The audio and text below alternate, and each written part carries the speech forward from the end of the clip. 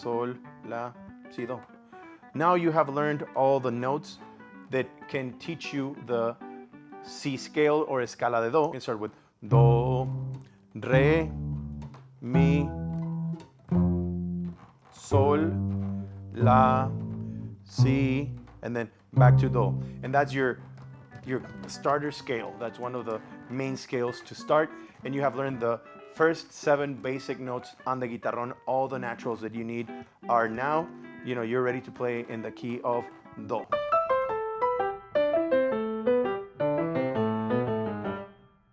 Now that you've learned those 7 notes, we have 5 more positions that you need to learn on the guitarron. And those positions have enharmonic names, which means more than one name to the same note. We can call it by different names. And that will allow us to play all 12 sounds that are in a chromatic scale. So we already had the fa. We're going to start with fa, so we can go to fa sostenido, because that will immediately give us a new scale, which is going to be the scale of sol. So you start in the position for fa, and all you do is move it about 1 finger down the fingerboard.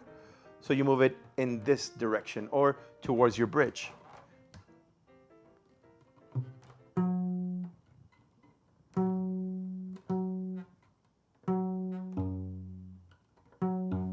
And now you have an F sharp. And again, I would highly recommend that you use a tuner to find it if you're new to playing music, or you can use your ears, so you can start fa,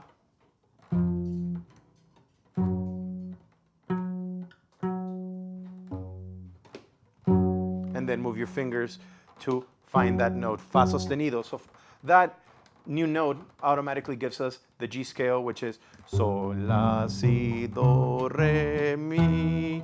That was a little sharp. Mi, fa, sol. As always, remember that these positions correspond to my hand. I have big fingers. Sometimes I need to adjust them a little bit back. In your case, if you have smaller fingers, you might need more spacing when it comes to your positions. So just compensate for your specific hand size, which will make a difference as to how true these positions are. They're all in the same position, but the spacing for your fingers might look a lot bigger or might look smaller if you have bigger hands. Now the next note that we're going to learn is going to be do sostenido. And for that one, we start from do, which our do is right here. Now there are 3 different ways to play do sostenido depending on how big your hands are. If you have big hands, you should be able to play it by adding your fingers. Instead of moving your thumb, you do almost like an F sharp. And then if your hands aren't big enough, by adding the middle finger, ring finger, and the pinky right there, and adding your index finger to the C string, that gives you, in my case, my hands aren't big enough. One other way to do it is if you have really big hands, it's to do it with 2 fingers, the fingers 2 and 3, and then adding that. Another way is to do it with B position, but down here, which you can do it like that. That is not recommended. I haven't seen too many professionals do it like this. The other one, if you have really small hands, it would be to just do the C sharp with the index finger only and not try to do the octave, so you would do it like this. Now that you've added the C sharp, you can now do a D scale, which I won't cover for the moment, so I can move on to the next note, but that will allow you to now add the C scale. Sorry, the C scale. The D scale, scala de re, which has 2 sharps. The next note that we're going to learn is going to be the G sharp, which is very simple. Open G, just find your position for your dot, finger behind that, and make sure that you do it like that. Some people do it with the octave, like that, but again, it's not too common. I have not seen too many professionals do it like that. Maybe for melodic lines, but in general, it's just kind of like the open G. And you can also use your hand slightly, since it's very close to the cejilla, to the nut, it requires a little bit more strength, so you can use more of your hand, almost like a clamp. That note will open up the A scale for you. Now you have the F sharp, you have the C sharp, you have the G sharp, so now you can add another scale to your repertoire, which is going to be the A scale. Now the next note that you need to learn in order to add another scale, which would be in this case the key of E or the E scale, is going to be the D sharp. So we start with open D. Same rule as with the G sharp. Right where your G sharp was, you are going to have your D sharp. So one is going to go right there, and the other one is going to be on your C string. So you find your position for D. You add your pinky in front of it, and again, it's going to be right about the position where you had your Do.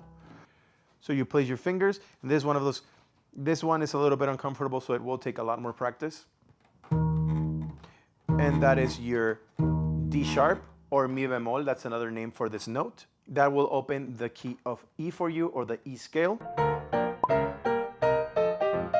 Now the last sharp that we are going to learn is going to be A sharp or B flat, another enharmonic note. Open A, and then same position that you had for the G sharp, about right there.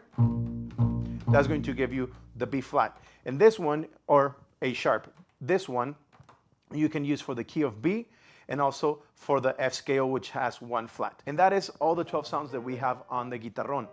If you go check out our other videos, we have scales and exercises on the Guitarron for círculos, which you can play with joropo rhythm. We have exercises for rancheras en tres cuartos, and we will have other exercises for straight scales as well with the armonía, so you can practice your scales with the Guitarron or also with the vihuela or the guitar as well. If you browse our whole video library, we will be continuously adding new videos, including subidas y bajadas de boleros, I mentioned earlier, scales, joropo rhythm, common mariachi patterns for both the guitarron and the guitar vihuela and guitarra de golpe as well, and also music theory. So if you are new to music theory, or the vihuela, the guitarron, guitarra, and guitarra de golpe, we will have videos with that material so you can start learning. And if you already play any of those instruments, you can actually start learning another armonía instrument and start from zero without needing someone to teach you, one-on-one. It's very important that as an armonía player, that you can actually play multiple armonía instruments, because when you go out there in the real world of mariachi, you need to know what the other instruments are doing, what the guitar, what the vihuela are playing. If you are vihuela guitar, you need to understand the bass line and have a very conscientious awareness of what they're playing, so you can be a better musician, you can follow them better, and just overall it will make you a more rounded and better musician. And also that's the expectation of armonía players, not to master every single instrument in the armonía section, but rather to have an understanding and be able to play it at a basic level of proficiency. If you like this video, please click the like, subscribe, and the notification bell so you can get more videos on the educational series of learning the basics of the instruments. We also have reviews on cases. We have instructionals or FAQs on botines, botonaduras, information on the trajes, how to tie a listón.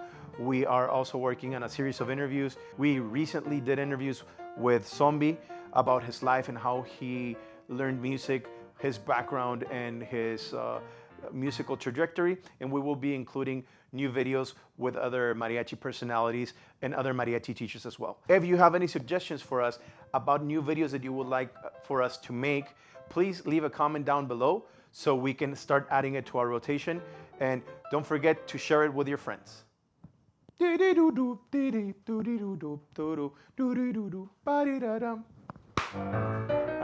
Bam, boom.